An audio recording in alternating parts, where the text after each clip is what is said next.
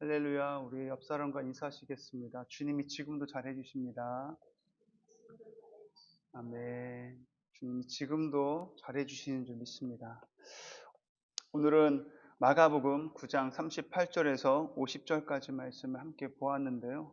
오늘 본문 38절에서 12제자 중에 한 사람이었던 요한이 주의 이름으로 귀신을 내어 쫓는 어떤 누군가를 보면서 그렇게 하지 말라고, 귀신 내쫓지 말라고 금하고 막았다고 이야기하고 있어요. 이유가 뭐예요?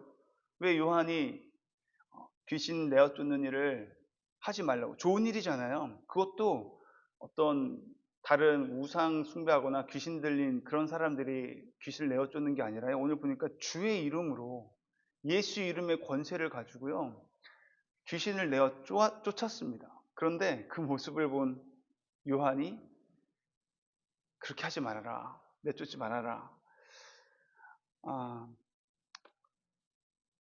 영어 성경을 보니까요, 우리를 따르지 않는 자라고 표현하고 있거든요. 요한이 우리를 따르지 않는 자라고 두 번이나 연속으로 이렇게 성경에 기록되어 있는데, 우리를 따르지 않는 자, 성경을, 영어 성경을 보니까 because he was not one of us라고 되어 있더라고요. 귀신을 내어 쫓지 말라고 하는데 그 이유가 뭐냐면은 because 그는 우리 중에 한 사람이 아니다 라고 이야기하는 거예요. 12제자 중에 한 사람이 아니었기 때문에 하지 말라고 하는 거예요. 이게 무슨 말입니까?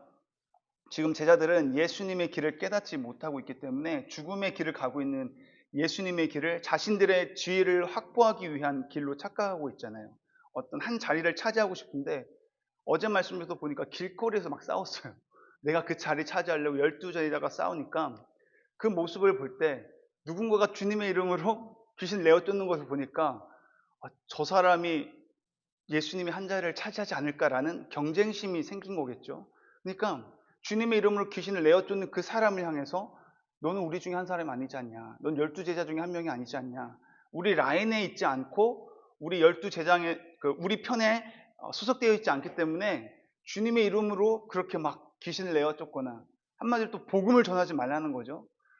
그렇게 이야기하는 거예요. 자신의 지위가 흔들릴까 봐, 자신의 지위가 위태로워서 그들이 그렇게 복음을 전하는 일 또는 이렇게 귀신을 내어 쫓는 일을 금했다라는 거죠. 그 모습을 보시고 그런 이야기를 들은 예수님께서 39절에서 이렇게 말씀하십니다. 예수께서 이르시되 금하지 말라, 내 이름을 의탁하여 능한 일을 행하고 즉시로 나를 비방할 자가 없느니라. 지금 예수님께서 금하지 말라고 해요. 놔두라고 합니다. 예수님은 편을 가르거나 어떤 라인에 서서 당을 짓는 것을 원치 아니하세요. 그래서 예수님께서는 오늘 39절, 40절 말씀을 계속 이야기하시는 거예요. 우리 중에 한 사람이 아니라, 한 사람이 아니더라도 제자 중에 한 사람, 제자 중에 그런 편입되어 있지 않다 할지라도 어떤 사람이라면 되는 거예요? 39절에 내 이름을 의탁하는 자, 예수 이름을 의탁하고, 또 40절에 보니까요, 우리를 반대하지 않는 자, 예수님을 반대하지 않고요, 또 예수님을 위하는 자, 또 41절에 보니까 누구든지 너희가 그리스도에게 속한 자, 예수님께 속한 자죠. 또 42절에 보니까요, 누구든지 나를 믿는 이 작은 자들 중에서, 굳이 12제자에 소속되어 있지 않다 하더라도, 예수님의 제자의 그런 어떤 편에 소속되어 있지 않더라도 이렇게 예수님의 이름을 의지하고 의탁하고 예수님을 반대하지 않고 예수님을 위하고 예수님께 속해 있고 예수님을 믿는 작은 자, 이런 사람들이라면은 예수님의 복음을 전하거나 귀신을 내어 쫓는 일에 대해서 금하지 말라고 이야기하고 있어요. 그러면서 굉장히 무서운 말을 하는데, 41절 말씀에 누구든지 너희가 그리스도에게 속한 자라 하여 물 한 그릇이라도 주면 내가 진실로 너희에게 이르노니 그가 결코 상을 잃지 않으리라. 42절에 또 누구든지 나를 믿는 이 작은 자들 중 하나라도 실족하게 하면 차라리 연자 맷돌이 그 목에 매어 바다에 던져지는 것이 나으리라. 아멘. 무서운 이야기 하고 있어요. 만약에 정죄와 판단으로 편을 가르거나 당을 짓는다면 그것이 얼마나 무겁고 무서운 죄의 무게인지를 예수님은 매우 심각하게 지금 이야기하고 있는 것입니다. 우리에게 가르쳐 주고 있는 거예요. 여기서 42절에 실족하게 한다라는 것은 구체적으로 죄에 빠뜨리는 것뿐만 아니라 시험 들게 하여서 예수님을 믿지 않도록 그렇게 떠나가게 하는 포괄적인 행동을 이야기하고 있는 거예요. 연자맷돌은 나귀가 끌며 돌리는 맷돌입니다. 아주 큰 거예요. 그냥 일반적인 가정에서 손으로 이렇게 맷돌 돌리는 그런 작은 것이 아니라 엄청 큰 연자맷돌입니다.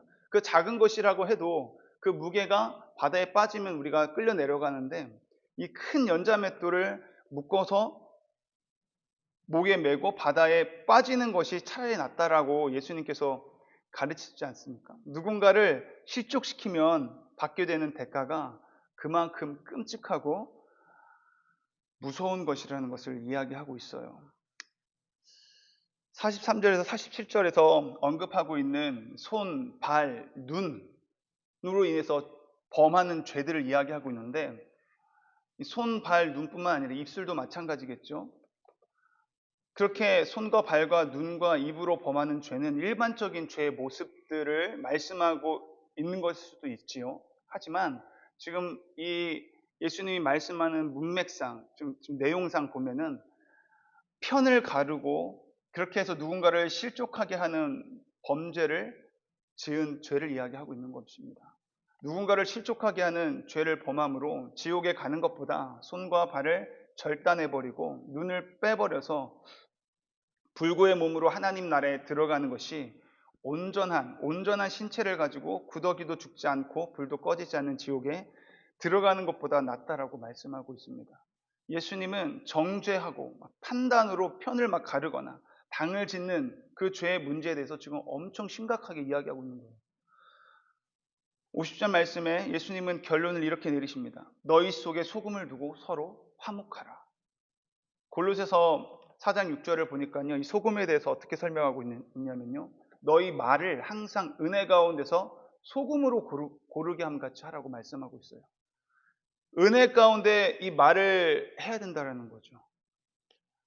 그게 소금으로 고르게 하는 역할이고 결국 예수님께서 너희 속에 소금을 두고 서로 화목하라는 것은 우리의 입술을 통해서 이 공동체가 화목하기를 원한다라는 것입니다. 예수 그리스도를 믿는 공동체 안에서 이 교회 안에서 우리는 은혜로운 말로써 화목한 공동체를 만들어갈 수 있도록 어디선지 서로 노력해야겠습니다. 우리 모두는 정말 연약하죠. 저도 너무나 연약합니다. 결코 완전한 사람은 아무도 없을 것입니다. 그래서 손과 발과 눈으로 또 말씀 속에 나오지 않는 그 입으로 알게 모르게 범죄하고 다른 사람들을 실족시킬 수가 있어요. 우리가 너무나 익숙한 하루하루를 살아간다 하더라도 우리의 손으로 하는 것, 우리의 발로 가는 곳, 우리의 눈으로 보는 것, 우리의 입으로 늘 말하는 것들을 잘 점검해 보고 다른 사람들을 실족시키는 것이 아니라 다른 사람들을 오히려 살리고 세우며 사랑하는 일에 더욱 힘쓸 수 있는 저와 여러분이 될 수 있기를 주님의 이름으로 축원합니다. 절대로 공동체 안에서 정죄하거나 판단으로 편을 가르거나 당을 짓지 않는 저 여러분이 될 수 있기를 주님의 이름으로 축원합니다. 기도하시겠습니다. 사랑과 은혜가 풍성하신 하나님, 오늘도 은혜의 자리로 초대하여 주심을 감사합니다. 하나님 아버지, 참 어리석고 당장 눈앞에 보이는 것만을 보고 생각했던 12제자들처럼 저희들 또한 눈앞에 보이는 것만을 쫓아 육신의 소욕에 사로잡혀 살아갈 때가 많았음을 고백합니다. 이러한 우리들조차도 사랑하여 주시고 섬겨주시고 십자가의 죽음을 통해 부활하신 놀라운 큰 사랑과 은혜에 감사를 드립니다. 이제는 예수님을 본받아서 더 높아지려고 애쓰기보다는 더 섬기고 낮은 자리에서 사랑하고 우리의 입술이 은혜를 통해 은혜를 말함으로 서로 소금으로 화목할 수 있는 이를 잘 감당할 수 있게 하여 주시옵소서. 주님이 일구어 주신 믿음의 공동체 안에서 정죄와 판단으로 편을 가르거나 당을 짓는 것이 얼마나 무겁고 무서운 죄를 범하는 것인지를 깨닫게 하셨사오니 삶의 모든 현장 속 어디서든 소금을 두고 서로 화목해하며 살아가는 복되고 아름다운 삶으로 살아갈 수 있게 하여 주시옵소서. 오늘도 성령 충만한 하루 되기를 간절히 원하오며 예수님의 이름으로 기도드립니다. 아멘.